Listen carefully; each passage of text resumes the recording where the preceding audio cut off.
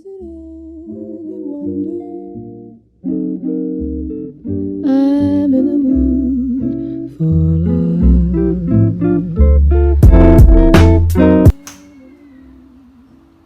Well, hello there. I didn't see you. Recently, there have been a lot of conversations about race, and that's mostly because of the Black Lives Matter movement that sparked in America. However, there are no countries that are fully exempted from racism issues, and that includes Malaysia. In Malaysia, racism is a really taboo topic, and it's not really often talked about. Did you know that there are laws in Malaysia that even prevent us from talking about race sometimes? Pretty messed up, considering that we are supposed to be a multicultural and multiracial country, isn't it? My group and I think that talking about racism is one of the first ways to overcome it. So, we've gathered a few individuals to come and talk about their perceptions about racism, especially racism in Malaysia. So, one of the people that we've chosen to interview today is Mr. K from NT International College. The reason why we've chosen him to be an interviewee is because we want to get his perspective on issues related to racism, being a lecturer and head of program of an international college. And this college is one that always prides itself on having a lot of diverse students from different backgrounds. So we wanted to see how that relates to his perspective. For love, simply because. Basically, in INTI, we have a policy where we are basically tracking our international students' whereabouts. It is our responsibility to basically find out about the international students' whereabouts, whether they are still in Malaysia or they basically go back to their home country. We should be treating each other equally. There's no such thing as because your skin color is different from me or different from us, then we should treat them differently, or we opt to treat them differently. If these things happen, it's very important for the colleges or the institutions to revise their policy.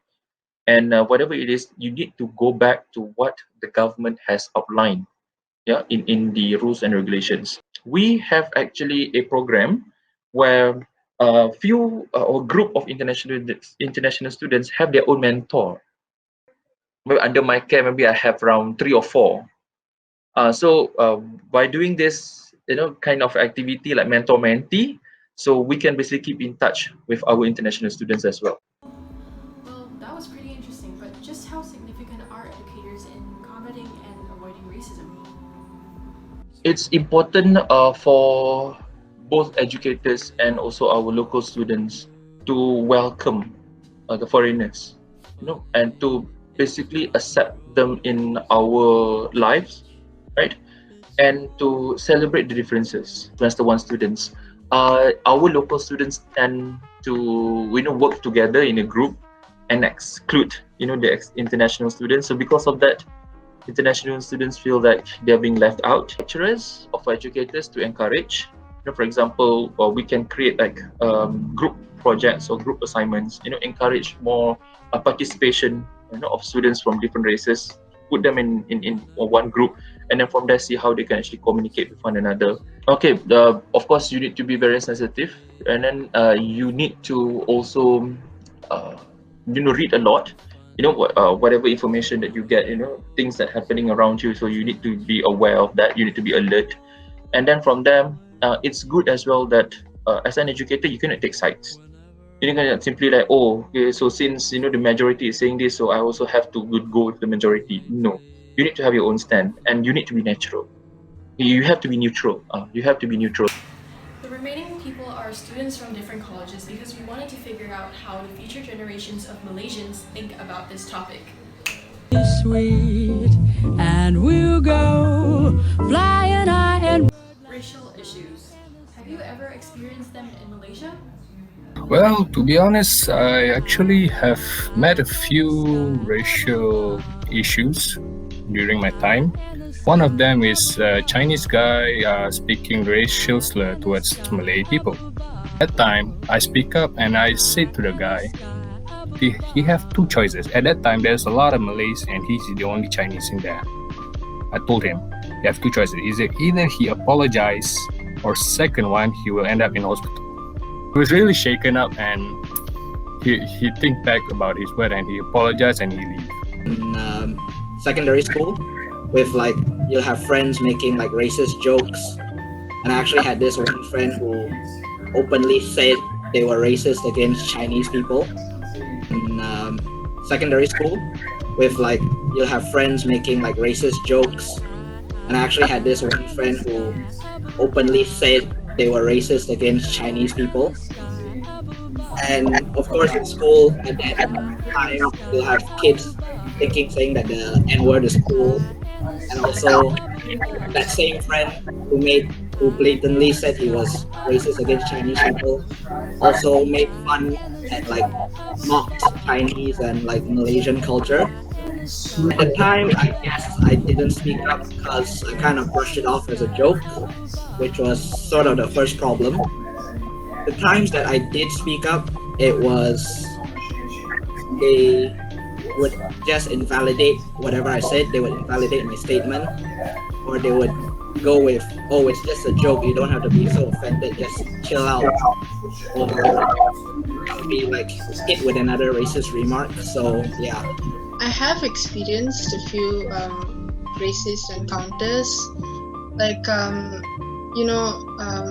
discriminatory like words and slurs like thrown at me like sometimes, and like in school maybe, and like towards other people too of like other races. Like I thought it was a joke at first. Growing up, more it was used in more verbally like rude manners, and like to the teachers like they would just say like it's nothing much, it's nothing, it's just kids being kids, they're just joking, they just grow out of it. I used to kind of insult back. It's like an eye for an eye sort of thing, but then I thought that's not really how it works. The cycle just continues and I'm just as bad as the rest. Mostly ignore it or kind of just tell them like hey, like that's really rude and mean, and like please don't say that to me anymore, and like it would really hurt someone's feelings if you say that to them. And if they accept it and if they take it in a good way, in a conducive way, then that's all right. But if they don't, then I can't really control them. If they learn at any other point of their life, then that's all right, but I did my part. Pretty interesting how all of them have something different to say, huh? But how about this? How did you even get to know about racism? Parents taught everybody that even though we are different in races, that doesn't mean we are different in a way that people see us. Yeah, they are open-minded, because even my father, they have a lot of Chinese and Indian friends. So yeah, basically all my family are open-minded. As far as I recall, it was after watching a local Malaysian film by it was actually by MOOI. And after the movie, my parents sort of talked to me and discussed the movie with me about whether I understood the meaning behind the movie. Because at the time I was still in primary school, so I think that was the earliest one that I can recall. A lot of parents just think like, oh, my kid is too young to know about this, or oh, he'll find out about it eventually. But I feel like if sitting down as a family and sort of discussing these issues, you'll kind of like be able to share more, and you'll be able to listen to what the other person has to say, or basically like if you have a discussion, it'll be easier to understand, to learn. Yeah. Now here's something really spicy. How do you think your life would be different if you were born in a different race? Well, that depends on the races. I mean, if it's in Malaysia and I'm a Chinese, well, I mean, there's not really a big difference. It's just my parent will be more strict and want me to score everything A.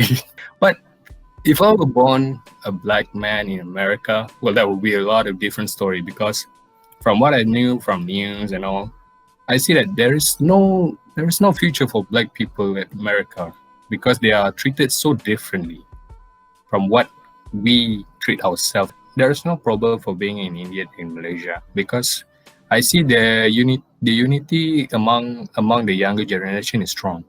For example, let's say if I were born as a Malay in Malaysia, I would definitely feel like I would have more more advantages. Let's say if I were born maybe Indian in Malaysia, because in Malaysia we still have the prejudice against darker skin, even though our country was built on the unity between all these races. And of course, it's really interesting if let's say I was born as a white person in Malaysia. We tend white people up on this pedestal where we give them special treatment, and we should look up to this standard of or beauty. So yeah, I think it depends what other race I would be born as and how it would. If I was born in another race, like okay, just like looking at the races in Malaysia, like the main ones. Maybe if I was like Malay, that's like if I was Malay, that's like the biggest like racial group here, and maybe like they do have a lot of privileges like scholarships and loans. Maybe I would get like business permits a lot easier, stuff like that. As a Malaysian, how prevalent do you think racial biases and privileges are in our country? There are a few privileges that are set by a government during the creation of Malaysia. So there are reasons for the government to create it. One, and during the time the government created those privileges are because there are really huge gap between Malay and the Chinese population. The Chinese are being brought in the city while the Malays are in the village. These privileges are to make sure that Malays and the Chinese can cope together so that the income gap will be closened up.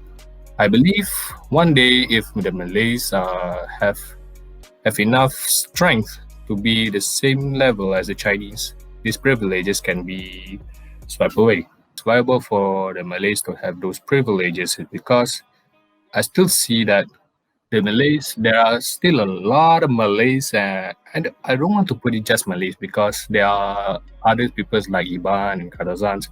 They are so far behind. I see my friends who are Sabahan and Sarawakians. Their difference between us are too large that I think we still need these privileges. Could be no, as far as I can see, I haven't used that Bumi Putra privileges yet, but I have a feeling that I will use it in the future. For instance, the Mara Institute.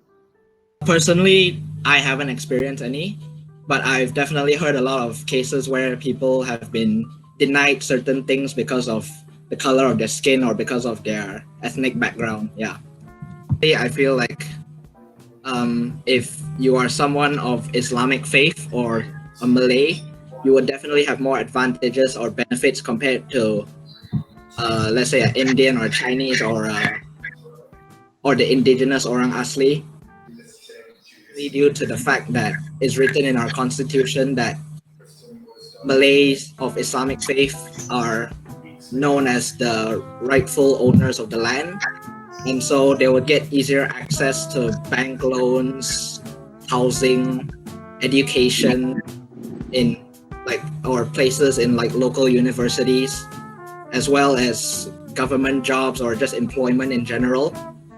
So this sort of institutional racism will always benefit the majority, and that's the main thing with privilege, is wherever you have a majority over anything, that majority will always benefit rather than everyone as like a whole. Asli like that, they're the most marginalized racial group in this country, and for them they would have to go through a lot if I were one of them.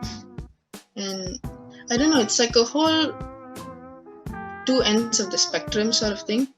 I would consider myself sort of privileged. I live a very normal life. I don't experience any sort of like violent racism that's expressed in a lot of other Western countries. So I guess I'm pretty alright. I feel like the main one is the prejudice against dark skin is because I was born with really fair skin, and even some people in my family would say that, oh look, his skin is so fair, this is like good looking. So that was kind of one of the things. And other than that, I don't really feel or think I have like racially I'm privileged in any way. But if we're talking about other than race like non-racial privilege, I would say I was born in a fairly good average social class, so I got access to food, education, my family supports whatever I want to do, and I get to travel, whereas some people who are born in a lower social class might not have been able to experience a lot of these things. And as far as the privileges that I don't have is the things that I previously mentioned with Article 153 of our Constitution, where Malays of Islamic faith will get more benefits. I feel like I'm disprivileged in that way. And also, I was born in a social class where I wouldn't really have any wealth to fall back on if my education were to go wrong, which some people might think is not a bad thing. I also see it as not a bad thing, but some people see that as a privilege in a way. I've had a few friends that always made like really snarky and rude remarks on like people with like a darker skin tone than them or anything, and they would like say like they would only like associate themselves with like people who were like around their skin tone, because like there was like a certain like image to like keep up of like they didn't want to be with people of like a lower class. They felt it was of a lower class. I guess Indians are somewhat marginalized in this country. So there's a certain image that's looked at when you look at an Indian that's like dark. You think that maybe they're like some ruffian sort of fella. That's the usual remark made. But like those are the things, like the whole like stereotype to it. And like as I said,